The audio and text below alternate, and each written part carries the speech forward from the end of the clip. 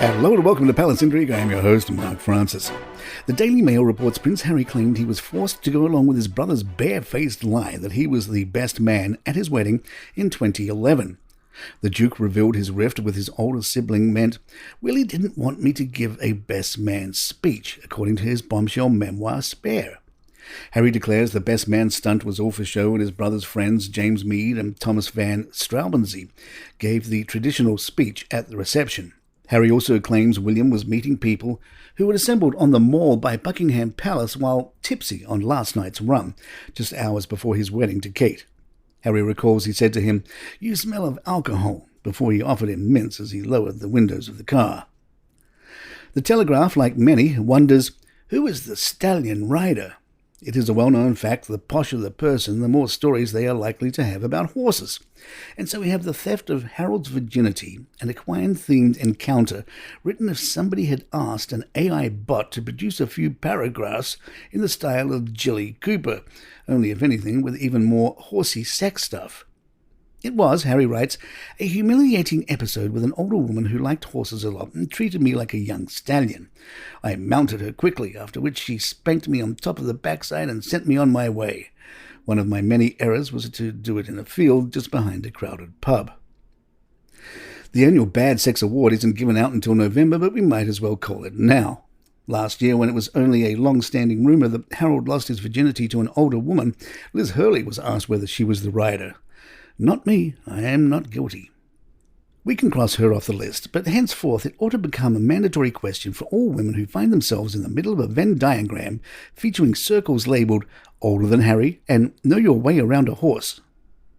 The year is 2011, the wedding of William and Kate. Harry holds up an item. Harry writes, "The entire room gasped. It was a thong. A soft, furry piece of ermine fur in the shape of a V, not much bigger than the pocket of her tunic where she kept the ring, on several silken cords." The astonishment gave way to a wave of warm, gratifying laughter. The year is 2017. Harry and Meghan visit Diana's resting spot. In Spare, Harry tells the tale of rowing out to the island where Diana lays. He senses that Meghan would like a moment alone with Diana and writes, "When I returned, she was on her knees with her eyes closed and her palms flat against the stone." Meghan is asking Diana for clarity and guidance. Some more weird passages from Spare. Harry writes, "I passed Victoria's statue. Things got complicated. The doors became identical. The rooms went into each other. It was easy to get lost. Opening the wrong door carried the risk of bumping into Father getting dressed with the assistance of his valet, or worse still, doing a handstand." Or this one, highlighted by the Telegraph that they point out, and we agree is a little hard to follow. It seems Harry found himself at the home of Courtney Cox, who was travelling on a job and didn't mind if we crashed at her place. Harry found this notion amusing as she was Monica and I was Chandler. The Telegraph throws in this gem. Little seems to have been left out of Spare, but somehow there was no space for him to explain what he means by a Chandler.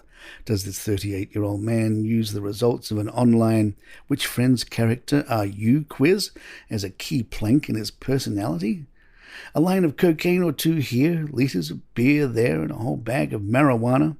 Harold has dabbled, but we knew that. What we didn't know was that he took magic mushrooms in order to see the truth. And what is the truth? It is a talking bin in Monica's house. Harry was there with friends, remember, because Cox was out. And that's all the context we need for that. He managed to gobble several mushroom chocolates and wash them down with tequila. Fast forward to the bathroom where even a bin, the kind with a foot pedal to open the lid, has decided to share its side of the story. I stared at the bin, it stared back. Then it became a head. I stepped on the pedal and the head opened its mouth, a huge open grin. Palace Intrigue will be right back. The Daily Mail reported Prince Harry was permitted to leave his Apache helicopter base on urgent palace business when it was put on lockdown for a spot drugs test, according to one claim. RAF Witterson in Suffolk was reportedly secured by armed guards in May 2011 before all cadets, junior and senior, were ordered to give urine samples. But the Duke of Sussex is said to have driven off in his Audi A3 to return to London after having just come back from his brother Prince William's wedding. The squadron leaders at the time told The Sun, "I couldn't believe Harry was allowed to leave. He had just returned from a period of leave from being off celebrating Prince William's wedding. If you miss a test because you are not on camp, normally you have to book a test ASAP at the next location you are going to. And there you have it. If you'd like to email us, our address is thepalacintrigue@gmail.com. Please follow us on Spotify, iTunes, Google Podcasts, wherever you get your favorite shows.